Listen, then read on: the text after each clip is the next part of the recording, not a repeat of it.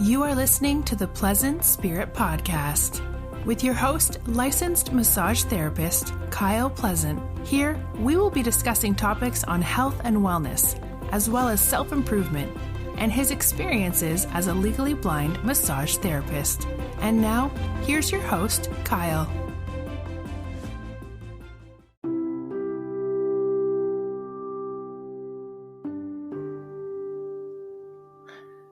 Hello, and welcome again to the Pleasant Spirit Podcast.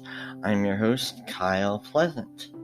So today, I wanted to do an episode about my time on the Appalachian Trail. Back in 2005, I had the opportunity to hike about 900 or so miles of the Appalachian Trail after I finished my IT job that I had.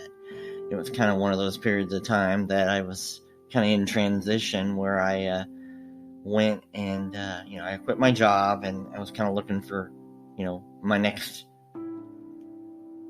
stage in my life. And so being on the Appalachian Trail was kind of an opportunity for me to kind of reevaluate my life and to kind of, find myself. So, as they say, I had spent a lot of time that particular year of doing the Appalachian Trail and hiking across Europe and, the things like that you do for self-reflection. And for those that don't know, the Appalachian Trail is a footpath that they have on the East Coast that goes from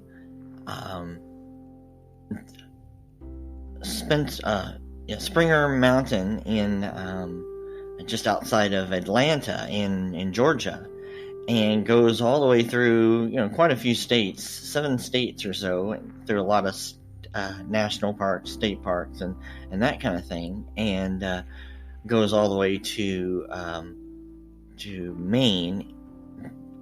Baxter State Park in Maine.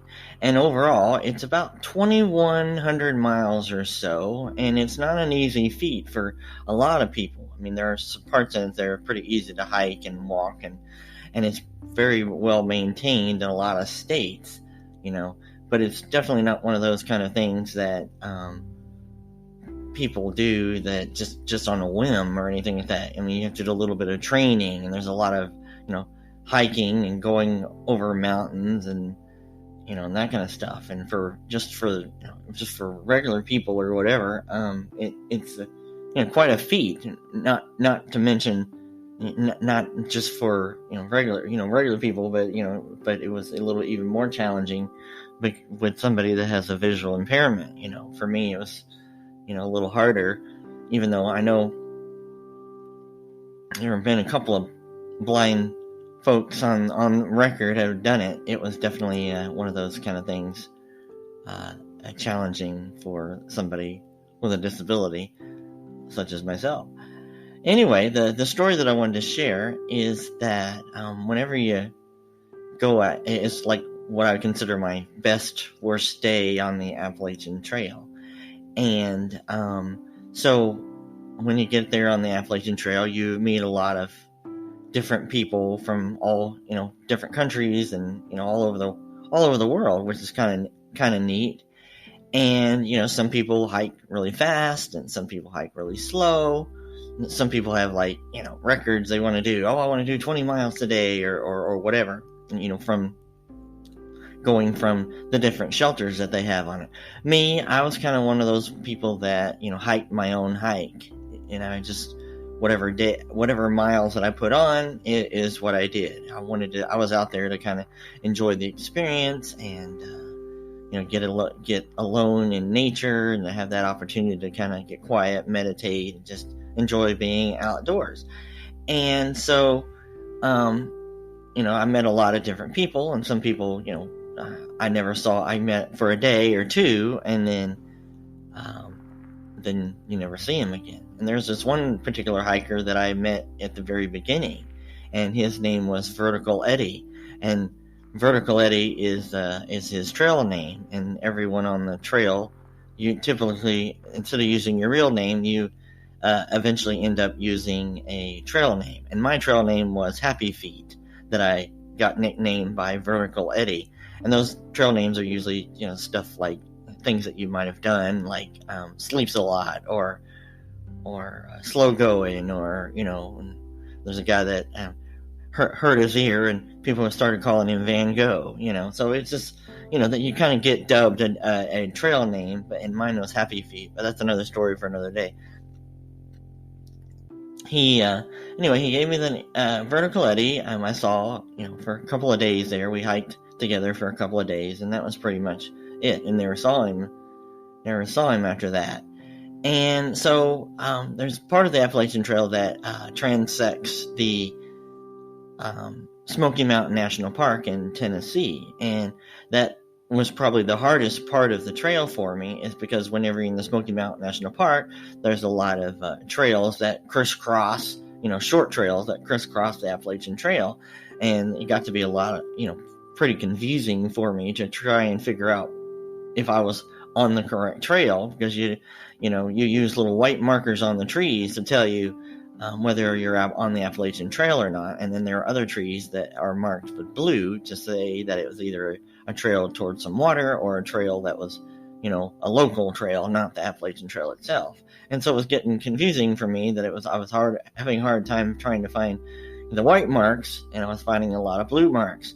And it was on one of these days that was supposed to be a really good day, and it was going to I was going to be on the trail hiking the highest point, which was Clingman's Dome, which is about 6,000 feet up, and it was like the highest point on the Appalachian Trail. So I was looking forward to that particular day, on getting to that high point.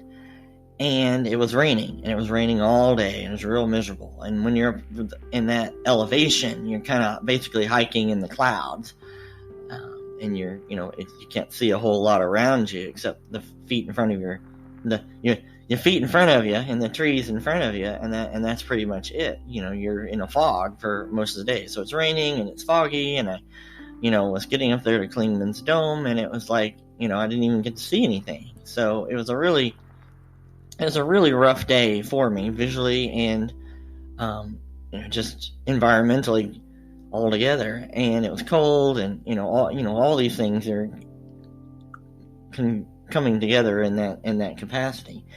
And I had been trying to get to, I guess, the next shelter, and everywhere I went, I got off track, or I got off trail somewhere, and I was starting to get a little bit nervous because I couldn't find the main trail, and my guidebook said I was only, a mile or two or away from the shelter or something like that. But everywhere I went, I was not on the trail. I went off on this side trail, and it wasn't on the it wasn't in my guidebook, or any of that kind of stuff. And so it was starting to get late in the day, and I at least try and get to the next shelter before it gets dark. And I was not in an environment that I could just, pitch my tent, or, and stay somewhere for the night. Because sometimes that's what I would do. If it started to get a little dark and I was miles away from a near shelter, then I would just pitch my tent somewhere, give myself a little time to pitch my tent and, get ready for the night. And it just wasn't conducive to that either. It was wet, and there's no places to, go off the trail, because you're like on the side of the mountain, and, all that kind of stuff. So it was like really starting to make me get nervous. And eventually I just kind of got to a point where I just had to give up. And I just kind of sat down on a rock, and I just cried, and I just said, Lord, help me. I just don't know what to do. I don't know where to go. I was just lost. And not a few seconds after I did that, along around the corner comes Vertical Eddie. And he's like, hey, Happy Feet. Hey, I haven't seen you in a while. The shelter's just down the road here. You doing okay?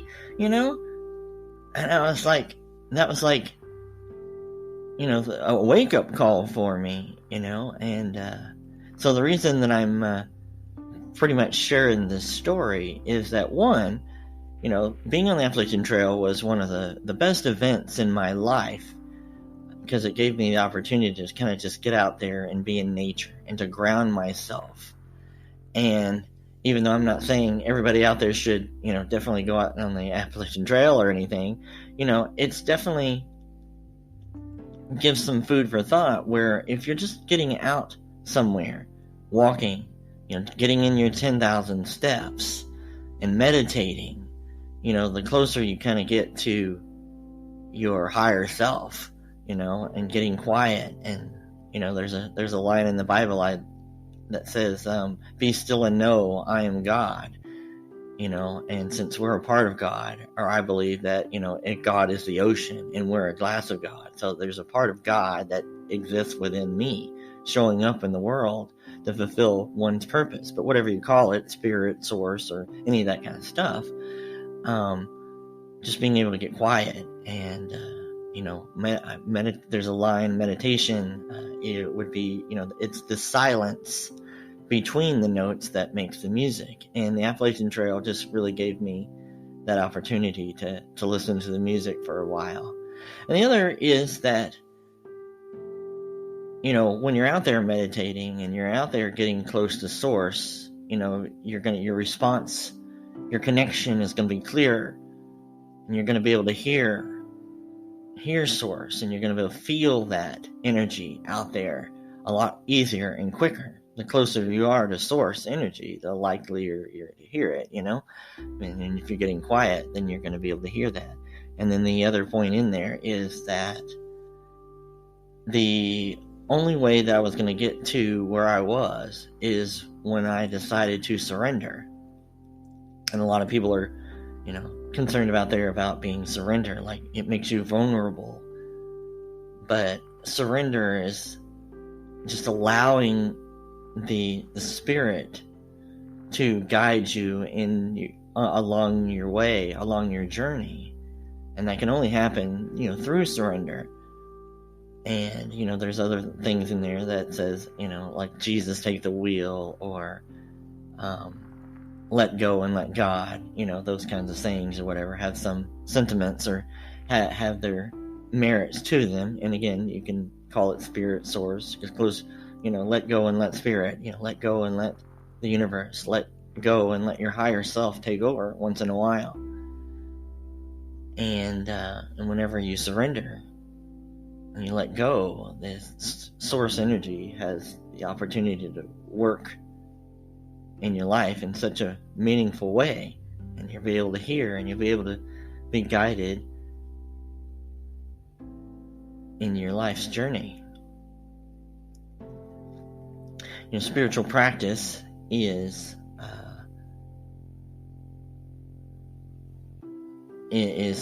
great for your health, and it allows it requires some work. And if you're having trouble hearing source energy, spirit energy, or your higher self, then maybe there's some forgiveness that needs to happen. And forgiveness is, I've said before, is like an Oprah thing, that forgiveness is not about saying what happened to you is okay, but letting go of the idea that things could have been done differently, or that situation could have been differently. So whenever you get to a place where you can let go, that's another way of surrendering. That's another way of being able to hear spirit work in your life. And of course, like I've said before, gratitude, just having every day be a blessing for you, and saying thank you for the blessings that you have allows for more to show up in your life. And with that, that's going to do it for me this week. I hope that something out there touched somebody's heart, and be sure to subscribe on whatever platform you're listening on: Anchor, Apple Podcast, iHeartRadio, Spotify. There's all kinds of different platforms that you can find me on, and I do a pretty good job of trying to distribute myself on Facebooks and TikToks and all those other social media platforms and podcast platforms. So, give a review or share this with somebody, and, we can And if you have any show ideas, just hit me up at podcast@pleasantspirit.com, or you can use the little voicemail feature that's on the podcast platform you're listening to. And with that, have a blessed day and be well.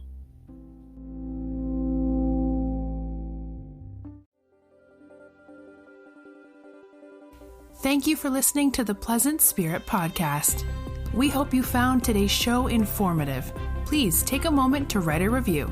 And if you want to reach out or have show ideas, you can email at podcast@pleasantspirit.com. You can also visit his website at pleasantspirit.com. If you are in the Portland, Oregon area, you can schedule a massage or one of his coaching services at pleasanttouchmassage.com. See you next time, and always be well.